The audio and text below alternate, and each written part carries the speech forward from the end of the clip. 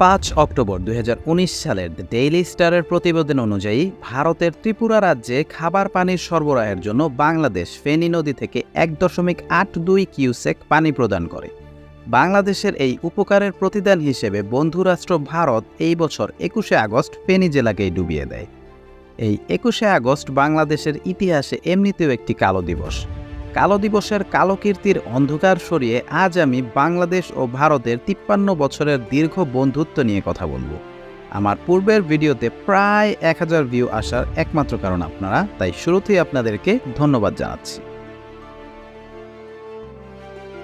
1966 সালের the Helsinki rules on the uses of the waters of international রিভার্সে স্পষ্ট উল্লেখ করা হয়েছে যে কোনো উজানের দেশ যদি নদী প্রবাহে বাঁধ সৃষ্টি করে তবে তা যেন কোনোভাবেই ভাটির দেশের জন্য ক্ষতিকারক না হয়।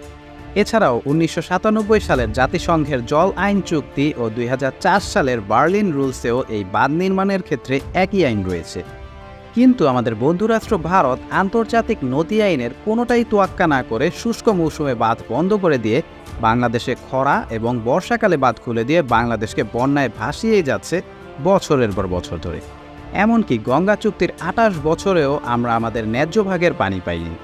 ভারতের এই বেআইনিভাবে নদীতে একের পর এক বাঁধ বসানোর ফলে নদীমাতৃক বাংলাদেশের 1200 নদীর মধ্যে এখন কেবলমাত্র টিকে আছে 230টি নদী। একা ফারাক্কা বাঁধের কারণেই অস্তিত্ব হারিয়েছে বাংলাদেশের ছোট বড় প্রায় 20টি নদী।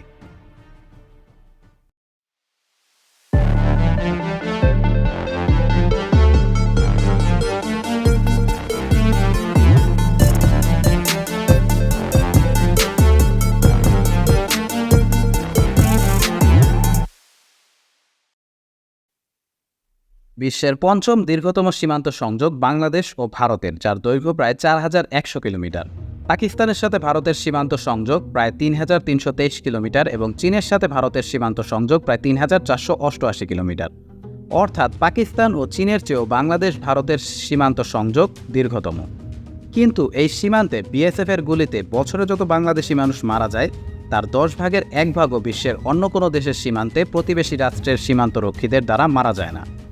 ল্যান্ড বর্ডার এগ্রিমেন্টকে উপেক্ষা করে ভারতের বিএসএফ কখনো সরাসরি, কখনো নোম্যান্স ল্যান্ডে, আবার কখনো বাংলাদেশের সীমান্ত থেকে বাংলাদেশিদের ধরে ভারতে নিয়ে তাদেরকে গরু ও মাদক পাচারকারী কিংবা অনুপ্রবেশকারী ট্যাগ দিয়ে মেরে ফেলে। কাঁটাতারে ঝুলে থাকা ফেলানির লাশ আজও মনে করিয়ে দেয় বন্ধুরাষ্ট্রের নির্মম আচরণ। সেসব হত্যার বিচারের নামে আজও তামাশা ছাড়া কোনো উজ্জ্বল দৃষ্টান্ত চোখে পড়েনি ভারত সরকারের পক্ষ থেকে।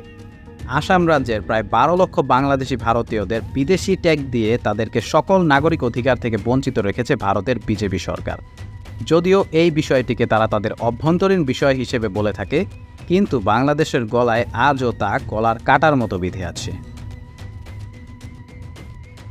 বন্ধুরাষ্ট্র হিসেবে সার্ক বা বিমস্টেকের কোনো বৈঠকেই ভারতের বিরুদ্ধে দাঁড়ায়নি বাংলাদেশ, কিন্তু রোহিঙ্গা ইস্যুতে যখন বাংলাদেশ হিমশিম খাচ্ছিল তখন আন্তর্জাতিক ফোরামে বন্ধুরাষ্ট্র ভারত মিয়ানমারের বিরুদ্ধে কোনো কথাই বলেনি।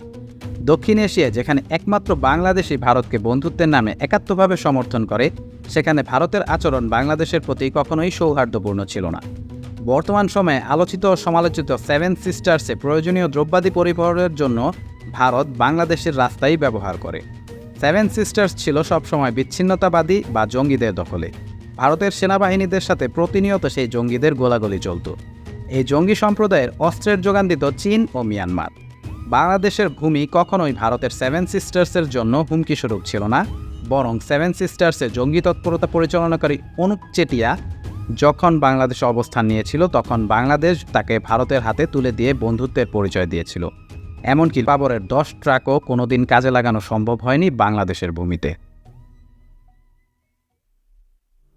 ভারতের রেমিটেন্সের চতুর্থ বৃহত্তম উৎস বাংলাদেশ। যদিও ভারত শুধু এটাই জানায় যে বাংলাদেশিরা ভারতে চাকরি করে রেমিটেন্স বাংলাদেশে প্রেরণ করে, কিন্তু বাংলাদেশের গার্মেন্টস সেক্টর সহ অন্যান্য উল্লেখযোগ্য সেক্টরের উচ্চ পদে অনেক ভারতীয়রাই চাকরি করে, যারা প্রতিনিয়ত ভারতে রেমিটেন্স প্রেরণ করে, যা ভারতের কোনো পরিসংখ্যানে উল্লেখ হয় না। ভারত প্রতি বছর গড়ে $8.2 বিলিয়ন পণ্য বাংলাদেশে রপ্তানি করে, আর বাংলাদেশ থেকে আমদানি করে মাত্র $1.26 বিলিয়ন পণ্য। এমনকি যেসব পণ্য বাংলাদেশ রপ্তানি করে তাও ভারত বেশিরভাগ সময় বন্ধুরাষ্ট্র বাংলাদেশ থেকে আমদানি না করে অন্যান্য দেশ থেকে আমদানি করে। দক্ষিণ এশিয়ার মধ্যে বাংলাদেশের সাথেই ভারতের এত বেশি বাণিজ্যিক সম্পর্ক।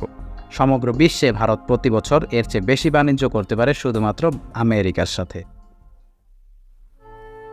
This video is sponsored by বিনফেস্ট।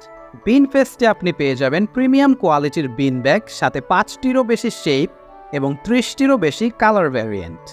এক সেট কম্বো প্যাকে আপনি পাচ্ছেন একটি বিন ব্যাগের সাথে একটি পিলো এবং একটি ফুটরেস্ট। অর্ডার করতে এই কিউআর কোডটি এখনই স্ক্যান করুন অথবা ভিজিট করুন বিনফেস্টের ফেসবুক পেজে। অর্ডার করার সময় UUP300 প্রোমো কোডটি ইউজ করলেই পেয়ে যাবেন 300 টাকার একটি এক্সট্রা পিলো একদম ফ্রি। অর্ডার করতে এখনই কিউআর কোডটি স্ক্যান করুন অথবা ডেসক্রিপশনে থাকা পেজের লিঙ্কটিতে ক্লিক করুন। ভারত প্রতি বছর গড়ে প্রায় 20 লক্ষ বাংলাদেশি পর্যটকদের ভিসা প্রদান করে। এটা নিয়ে বন্ধুরাষ্ট্র ভারতের অনেক দ্বন্দ্ব, কিন্তু বন্ধুরাষ্ট্র কোনোদিন এটা প্রকাশ করে না যে এই বাংলাদেশি পর্যটকরা প্রতি বছর কত বিলিয়ন ডলার ভারতের অর্থনীতিতে যুক্ত করছে। এই তো করোনাকালীন সময়ে এই পর্যটন শিল্প যখন বন্ধ ছিল, তখন বাংলাদেশি পর্যটকদের অভাব ভারত হারে হারে টের পেয়েছে। হাহাকার হয়ে রয়েছিল কলকাতার নিউ মার্কেট। করোনাকালীন সময়ে আরেকবার ভারত বন্ধুত্বের পরিচয় দেয় করোনা টিকা নিয়ে। ভারতের সেরাম ইনস্টিটিউটের সঙ্গে অ্যাস্ট্রাজেনেকার 3 কোটি ডোজ কেনার চুক্তি ছিল বাংলাদেশের, এবং উপহার হিসেবে ভারত 32 লক্ষ ডোজ বাংলাদেশে পাঠিয়েছিল। কিন্তু পরবর্তীতে ভারত সেই চুক্তিকে তোয়াক্কা না করে অ্যাস্ট্রাজেনেকার সব ডোজ নিজের দখলে নিয়ে নেয়, যেই কারণে এই মহামারীতে বাংলাদেশের মানুষের ক্ষয়ক্ষতি বেড়ে যায়।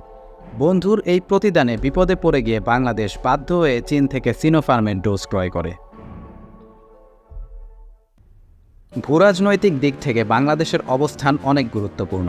এই কারণে আমেরিকা চায় আমাদের সাথে সুসম্পর্ক বজায় রাখতে, চীন চায় আমাদের সাথে সকল ধরনের সম্পর্ক উন্নত থেকে উন্নততর করতে, আর ভারত চায় সবাইকে বাদ দিয়ে আমরা যেন শুধু ভারতের সাথেই আষ্টে পৃষ্ঠে জড়িয়ে থাকি। ভারত চায় দক্ষিণ এশিয়ার পরাশক্তি হতে। তাই তো বাংলাদেশের অকাট্য সমর্থন ভারতের জন্য অতি গুরুত্বপূর্ণ। যখনই ভারত বাংলাদেশের সাহায্য আশা করেছে, বাংলাদেশ তখনই বন্ধুত্বের পরিচয়ে নিজের সর্বস্ব দিয়ে এগিয়ে এসেছে। কিন্তু ভারত কখনোই সেই কৃতজ্ঞতা স্বীকার করেনি। ভারতের পশ্চিমবঙ্গ হতে মেঘালয়, আসাম ও ত্রিপুরায় দ্রব্য সামগ্রী পৌঁছানোর জন্য বন্ধু হিসেবে বাংলাদেশ নিজের দেশের উপর দিয়ে রাস্তা অবধি বানিয়ে দিল। কিন্তু ভারত থেকে বাংলাদেশ যে সমুদ্র সীমা বুঝে পেয়েছে, তা সরাসরি ভারত দেয়নি, নিতে হয়েছে আন্তর্জাতিক সমুদ্র আদালত থেকে। এছাড়াও বিজেপি সরকার আসার পর ভারত CAA ও NRC ধারাগুলো ভারতীয়দের উপর জোরপূর্বক চাপিয়ে দিয়ে চাপে ফেলেছিল বাংলাদেশকেও। পেঁয়াজ রপ্তানি আর ইলিশ আমদানি সম্বন্ধে আপনারাই হয়তো আমার চেয়ে বেশি জানেন।